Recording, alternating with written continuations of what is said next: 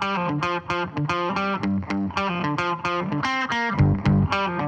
up guys, Jason here at the shop at Kaiser Willys, talking about harnesses today. So when you get these harnesses, this is the one for Mike's 3B, so I already did put a few things on here, but I just kind of wanted to touch base with you, let you know what to expect when you place an order for a harness from Kaiser Willys. Now you'll get this instruction sheet and it's going to have some of these little terminals here. We do have a video guide on my CJ2A that you can watch, but this is what to expect. You'll get an instruction sheet. Now this is a 1953 that we are working on for Mike's CJ3B, and so being an early version, it's got the multiple gauges in the dash, so not the single speedometer with the fuel and temp built into it. It's got 5 gauges, but it's going to come in the original cloth covered wiring, and it's going to be broken out, and really this is all that it is on a Jeep. So everything's going to be pre-terminated to factory specs. We do not use any sort of fuse box because the Willys never had them, so putting fuses in it, not necessary. So that being said, you know, you've got other kits out there that come with a bazillion feet of wire that's unnecessary. You got fuses and all kinds of stuff. This lays down just the way that it was meant to in your vehicle. So like I said, you've got all the different terminals with the shrink tubing and everything on here. And like I did go over, this is not going to come on yours. I went ahead and tossed this in here because this is, like I said, Mike's 3B and I'm working on it. So let's say you have a later model, mid-50s, switched over to common plastic covered wiring. So you won't have all the different tracers and all that kind of stuff. It'll be the plastic covered. Now, again, we keep it original. So depending on your answers to our questions, you may be getting plastic wire because that was original, or you may get cloth because that was original. So let's go over some of the questions. Like a truck and a station wagon, all we really need to know is the year of your truck or station wagon and the engine. That'll tell us how to make your harness up. Now, these can operate with 6 or 12 volt systems.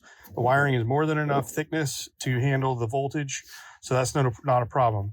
When you do switch over from a 6 volt to a 12 volt on a harness that is made for a 6 volt original setup, you may be changing a couple of wires. You may be tossing some in the pack.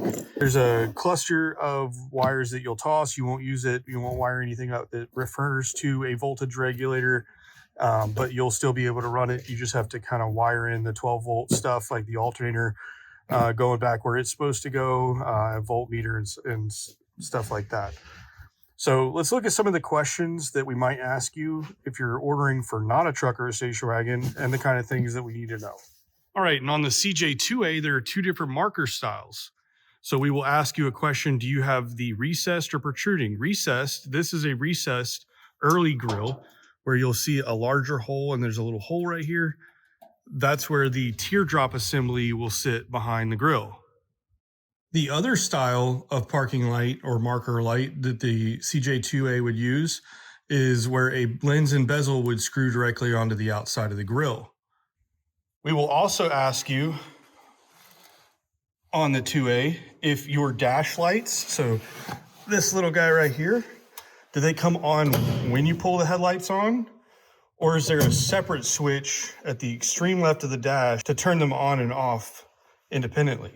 Now, I know that this is a CJ3B, but on the 2A, we will ask, where is your physical horn located? Is it located on this inner fender well on the driver's side, or is it located up here on the firewall?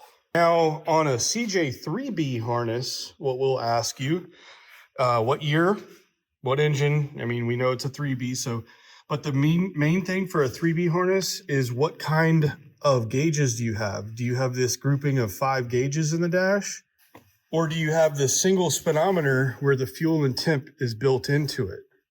For a CJ5, like this one, all we need to know is the year of the CJ5 and what engine do you have in there? Do you have the overhead valve? Or do you have a V6? Because that'll change things a little bit. Now, if you have a CJ5 that's between 1966 to 71 and you have the Buick V6 225, we'll reach out to you. We'll get the exact year and we're going to end up emailing you a list of about 12 to 14 questions that need to be answered so that we can get this harness made up correctly for you per stock. So I hope that helps, guys. That's what you can expect when you buy a harness from Kaiser Willys. They are made here in the United States. They are assembled and everything. And if you have any questions, don't hesitate to give us a call. Thanks for watching. Have a great day.